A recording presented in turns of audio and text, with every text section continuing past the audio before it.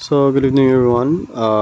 Muling pagbabalik ng Kenjude TV where we give free tips and tutorials on how to make your life easy. So, masasabi ko lang na medyo matagal-tagal na rin bago ulit tayo makapag-upload at makagawa ng new content sa ating YouTube channel. So, ngayon, habang may free time naman ako, tuturuan ko kayo kung paano mag-pasa load ng inyong load balance gamit lang ang Smart App.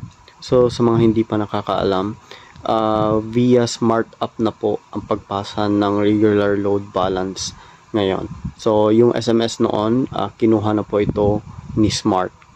So, unang-una, if wala ka pang Smart App, ang una nyo lang gagawin ay mag-download muna sa Google Play Store.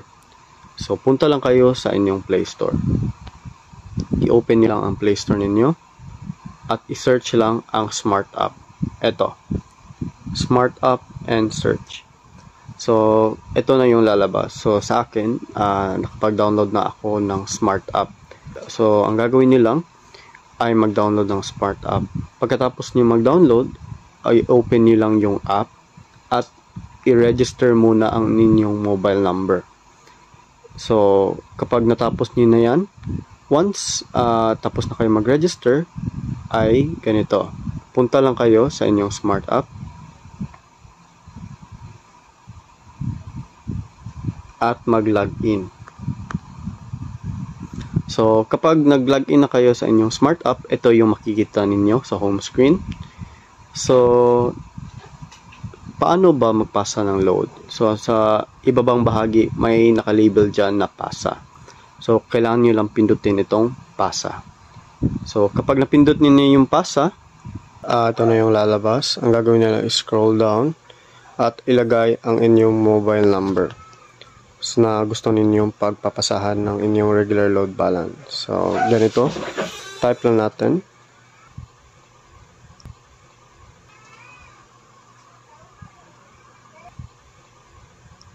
So, pag tapos na kayong mag-type ng mobile number, click nyo lang itong sa ibaba, continue. So, pindutin lang natin ito. At meron tayong lalabas dito na 4 na options. Meron tayong pasa load, pasa points, pasa promo, and pasa data.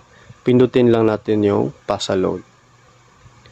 So, kapag napindot na natin yung pasa load, may lalabas na mga denom. Pili lang kayo kung ilan ang gusto niyong pasahan. So, pindutin lang natin itong 50. So, click lang natin ang confirm. So, may OTP ito na lalabas. Ayan. At i-type niyo lang ang OTP na binigay ni Smart App. So, kapag nagbigay niyo na yung OTP, ito na yung lalabas. Confirmation receipt. Ayan. So, napasa na natin successfully ang load sa ibang mobile number. So, ganun lang kadali kung paano magpasa ng inyong regular load balance.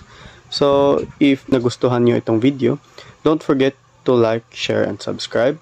At sa iba pang katanungan, huwag mahiya mag-message sa ating Facebook page na ilagay lang natin sa comment section below. At maraming salamat. Peace.